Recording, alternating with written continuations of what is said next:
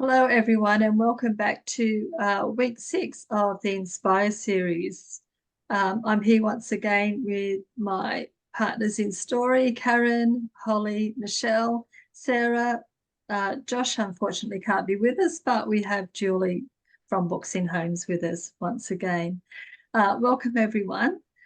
Tonight, we're talking about something that is of great interest to authors, illustrators, publishers, everyone out there, and that is the royalty roller coaster, particularly in light of picture books. So I guess it's pretty loaded, just in the discussion we had previous. It is, and Karen, if we can start off with you, just with what you were saying to us before.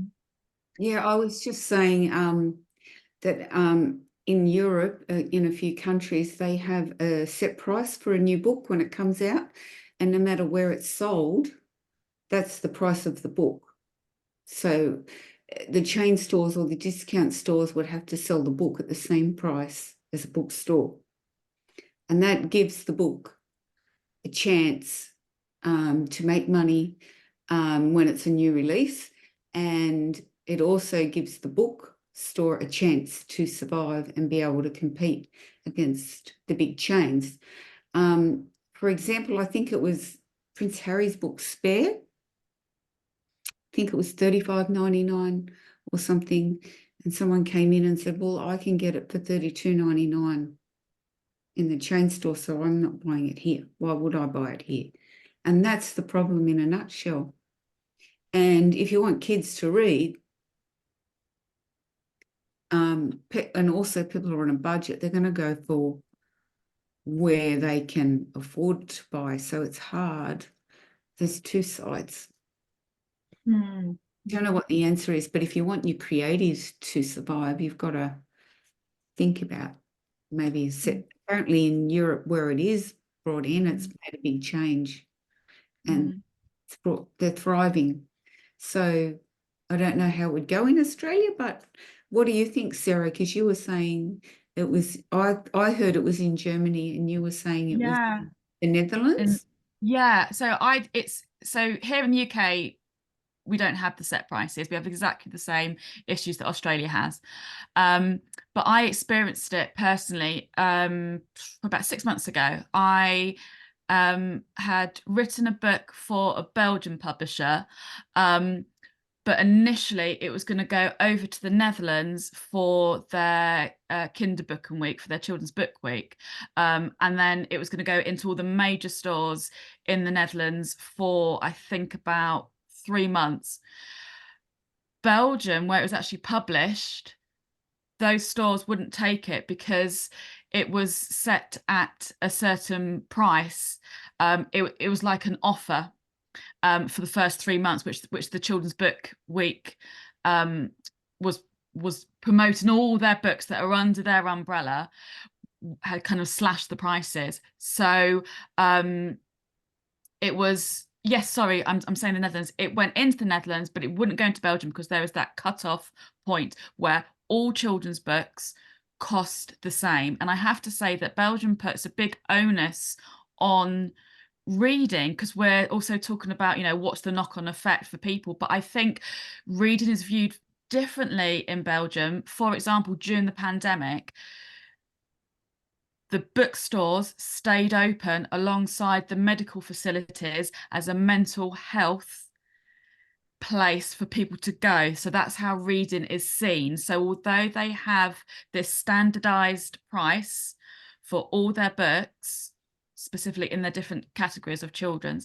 they also view having access to books through bookstores hugely important, and they really respect that. So it kind of has that two-sided thing. There's a lot of respect there for their books. So I noticed that. But what we were also saying is, what happens to the creative in all of this, the writer? Because it's definitely worth saying, I know probably Michelle, you'll be able to comment on this as well, that the children's picture book industry at the moment is struggling financially, so not just us as writers, the publishing houses are struggling. Quite often when you get a deal now, it's going to be very common to have a royalties own deal. You probably won't get an advance, or you won't get much of an advance at all. So your whole deal is going to be based on the royalties that you get.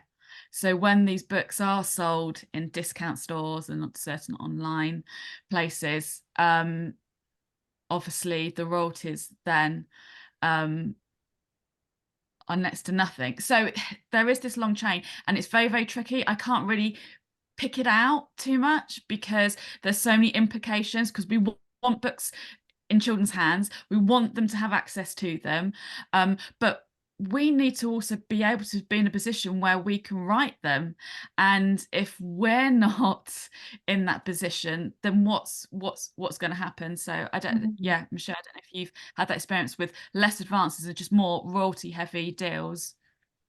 Yeah, so I think one thing that's really important to talk about for aspiring authors and illustrators listening is how the royalty program actually works. So what happens is you are offered a contract if you are going in a traditional publishing pathway.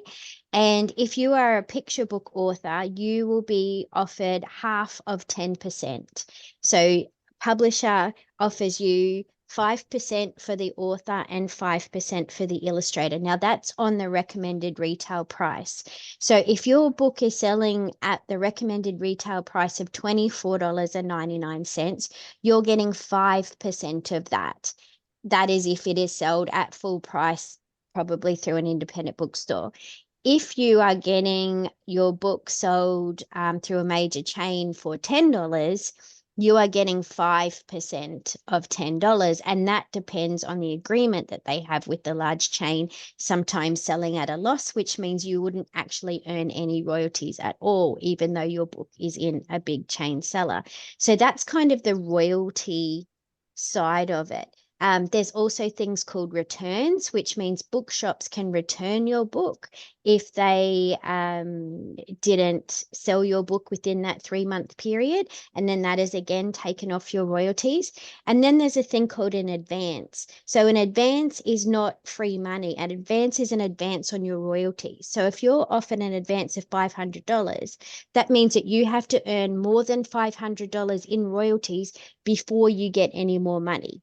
It's an advance on your royalty. So some people, I think, are very excited to get this advance, but it means that they're not going to get anything else until it earns more books. And the trouble that we're having in Australia is that publishers are doing such small print runs now. They're only doing print runs of, say, 1,000 to 3,000 books, larger print runs for the larger companies. But it's very, very hard to earn more than your advance when they're not selling it at that recommended retail price. And publishers are taking a risk saying, unless we reprint it, we're actually not going to make any money on this book. And it's just, there's so many different factors at play.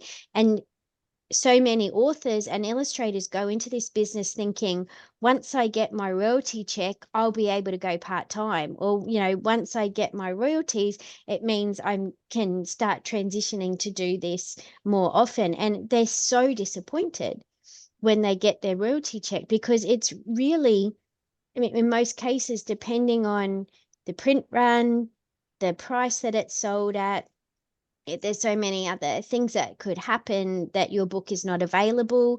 Being a traditional publisher, you if your contract's with them, if they don't renew your book, then that's it. You don't have any more access to that book, and you have no way of earning any more money because the book isn't in print anymore. So for me, consistently, what has outdone the royalties is my ELR and PLR. So what ELR and PLR is your educational lending right and your public lending right. So here in Australia, whenever your book is borrowed at the library, you actually get money for that. Obviously, the more books you have, the more money you'll get, but consistently my ELR and PLR have been higher than my royalties, because you are dependent on a print run and whether your book's even available. And there's nothing more frustrating than getting a summary from a publisher saying you didn't earn any royalties and you feel like screaming back at them, that's because my book's not available anywhere. If you actually reprinted my book, then I could make some money. And yes, you just go, okay, yep, I get it. You've got no control. And I think what's the other point of that is because we are, let's face it, being screwed a little bit, a lot of people are independently publishing where they're bypassing the publishers altogether and they're footing the bill, producing their own work with good quality.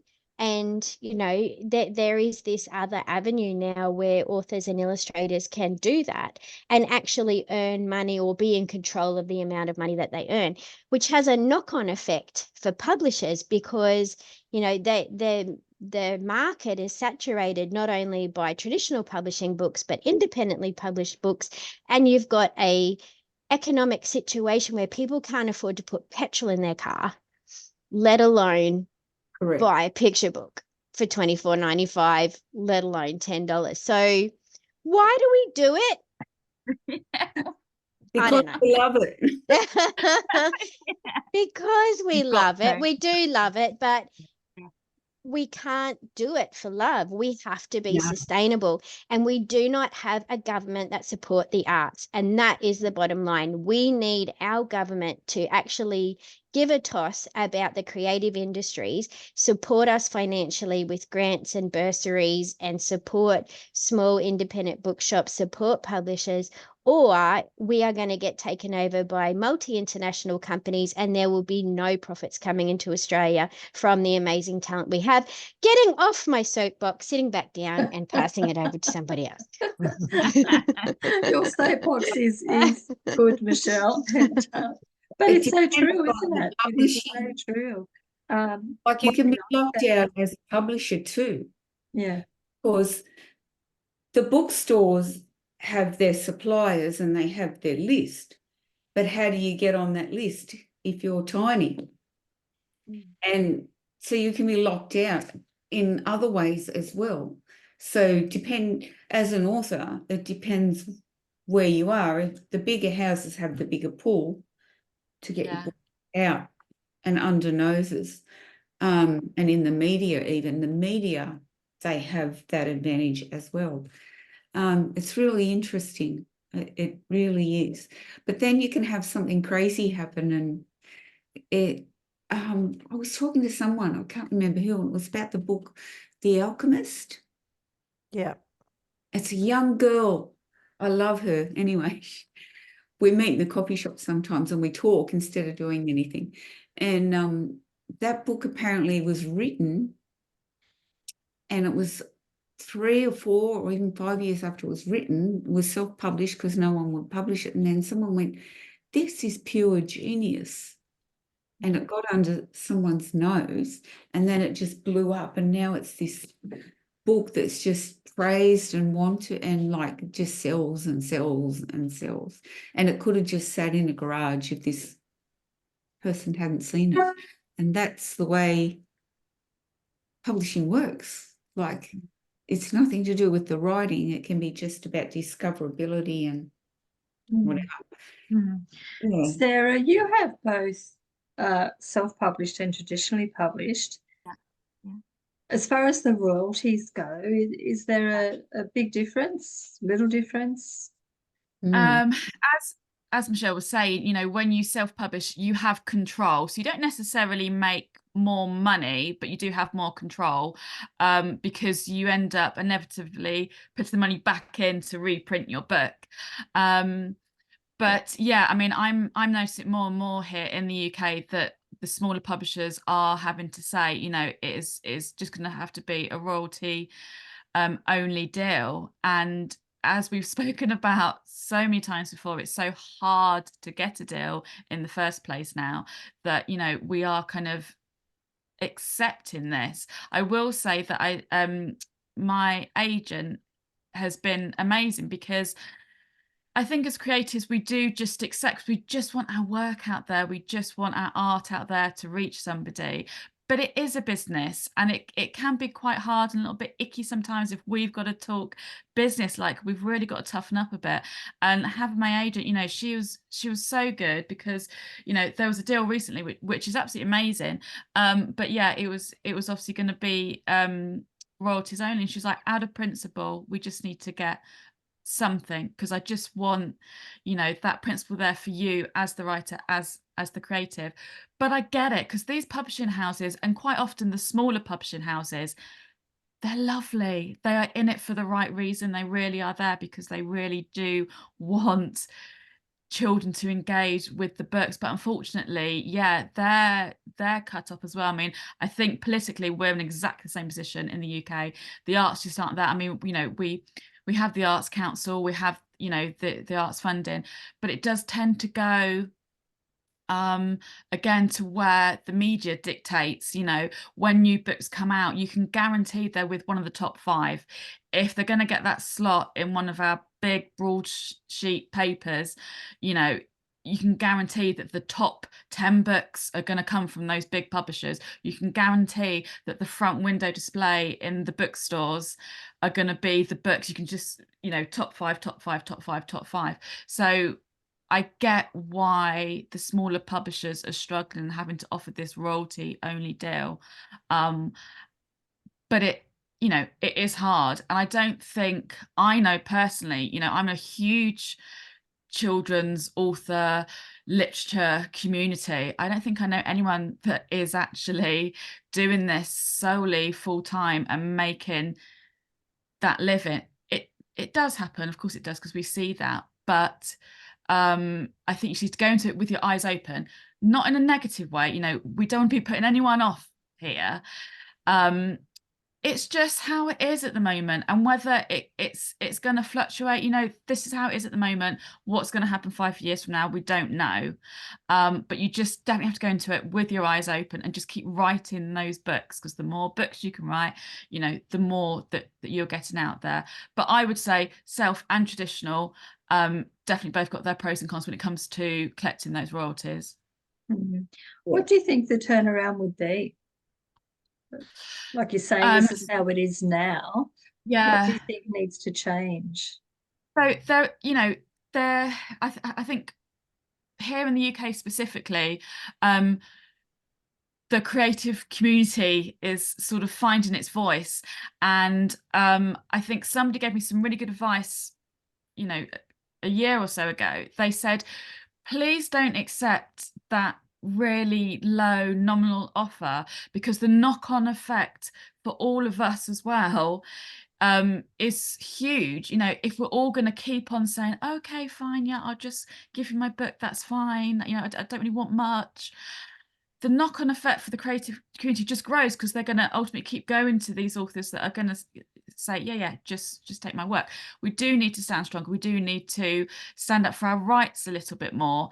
And I think here a lot of the industries outside of, you know, the governmental jobs and the sort of white collar jobs are starting to pick it, and we're starting to see it around the world, obviously all the script writers in America. And so I do feel like we're going to have a little bit of a movement. I do feel there's going to be a shift with the smaller indie publishers. I think they are going to kind of grow larger, and I think there's going to be more voices from that side. And then, yeah, we just need to learn our rights, and you need to think about what you can viably do, because we are all still, like, you know, as Michelle said, I'm gonna put petrol in our car. So we are, you know, we are just as part of this crazy web that's kind of got all these different patchworks to it. But we just need to find our voice, and we need to learn the industry. Like Michelle's got such a good knowledge of the industry, and I think that's actually how we all need to grow.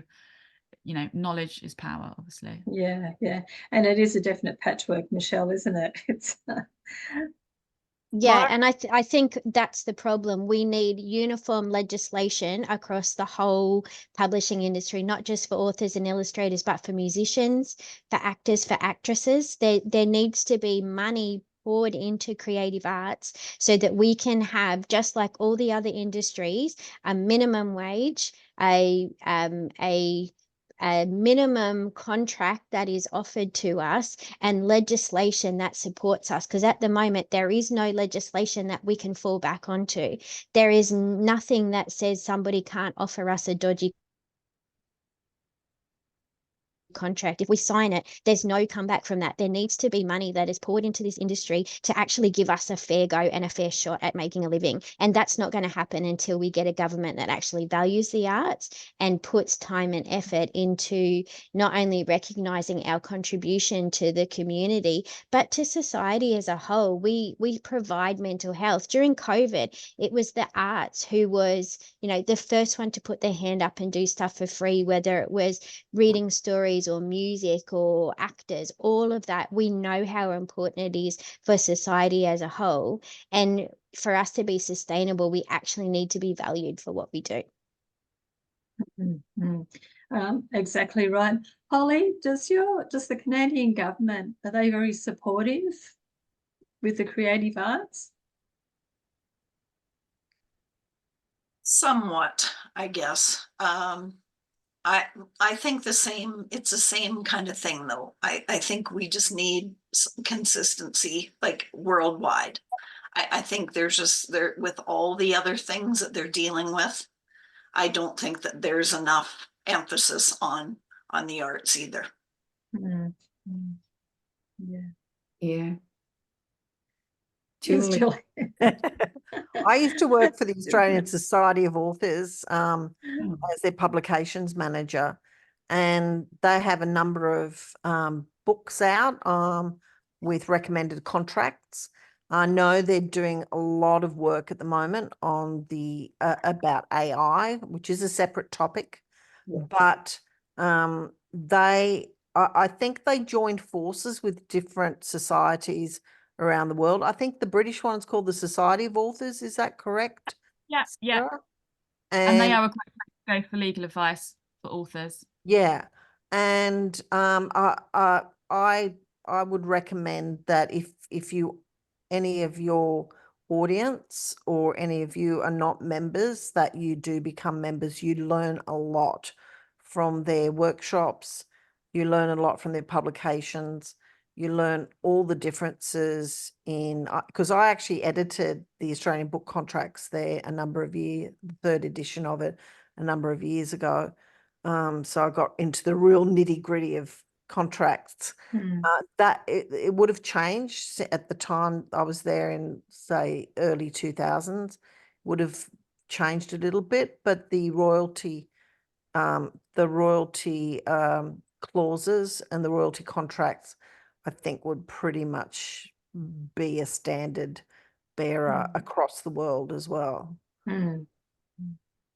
My favorite example is that in Little Women, Jo gets a $500 advance on her story. Guess how much we get in Australia in 2024? We get a $500 advance. It's like, dude, come on. Like $500 was in the 90s. Civil War. And it hasn't got any better than that. Like, and ASA, I will absolutely put my hand up and second you that on that, Julie. If you are a financial member of the ASA, they will look at your contract for you and utilize that facility. Get somebody to look at your contract, exactly like what Sarah was saying, before you sign. I know it's exciting, and I know like you're so happy that someone's offered you a contract and it's taken you so long, but don't get screwed. Like, you need to make sure that you're getting a good deal. And if you're not getting a good deal, say no, because it's not worth it. You deserve more than that, and you have to be sustainable.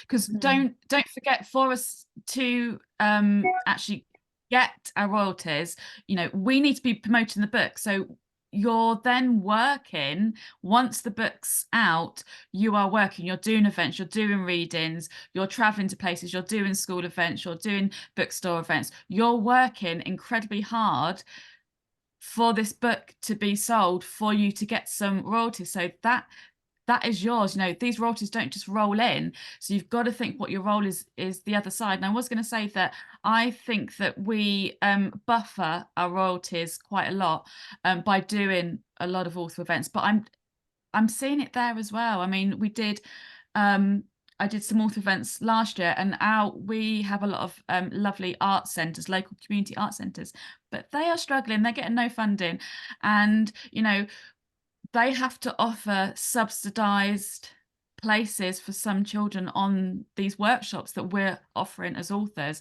and I'm seeing that reflected in what we're being paid to hold the workshops. You know, we're being told we can't pay you above this for your 3-hour workshop because we need to make the numbers work to be able to offer these extra tickets that are subsidized. We need to, you know, so we're taking the hit there as well, because we're like, well, God, yeah, I want every child on this course. I want these children to have this opportunity. But why are we taking the hit? Why are the community centres, the arts centres taking the hit, when the people at the top just aren't putting that money in? They should be subsidising for these children to be able to come on these workshops. They should be subsidising the art centres, and then obviously us, because, you know, this is how we make a living alongside the royalties that we get. So it's really tricky, but it definitely is up there somewhere where that change needs to be. But I think it's worldwide. I mean, I think Yeah.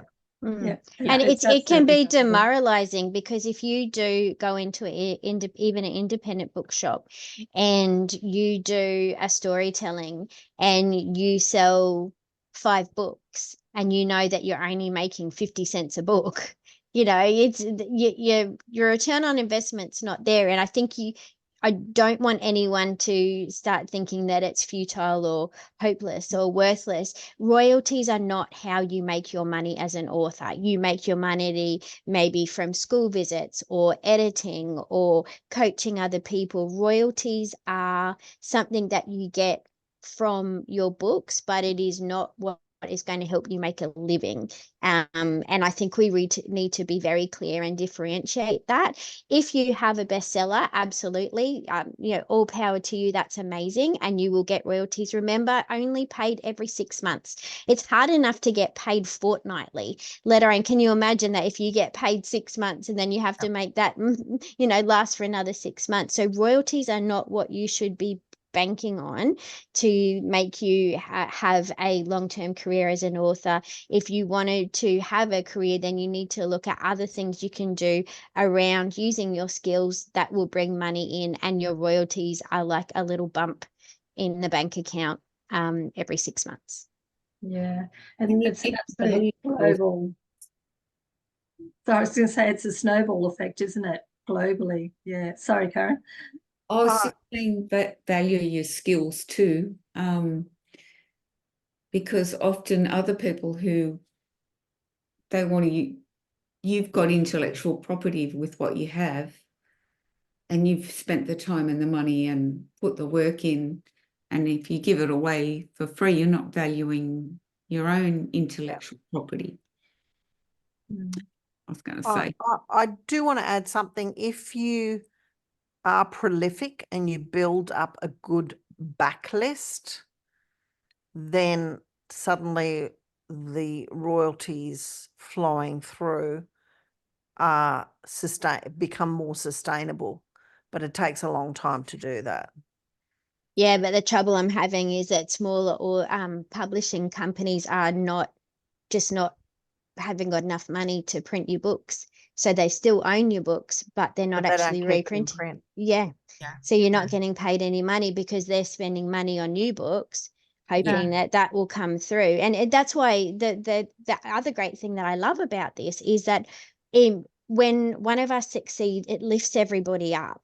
So that's why you need to be supporting other authors and illustrators, because if you have got another author and illustrator who works for the same publishing company as you, and you help them by going to their book launches and promoting them on social media and helping make that big book a success, then that's going to put more money into your publisher, who is hopefully then going to have enough money to reprint your book when it's out. So it really is a community where if one of us rise, we do pull everybody with us.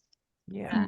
I was just going to say, actually, Michelle, on that point about if they're not reprinting the books sitting there, I don't know about you guys, but I've had with quite a few of my foreign rights contracts that if the book isn't printed within a certain time period, and it varies, the rights revert back to me. So that's what you can do as an independent publisher. I'm not sure if you can ask for that as an author if you're signing up with your independent publisher, but if you are going to self-publish, and I hadn't actually asked that, I just saw it in a contract, and then it kind of has just been happening.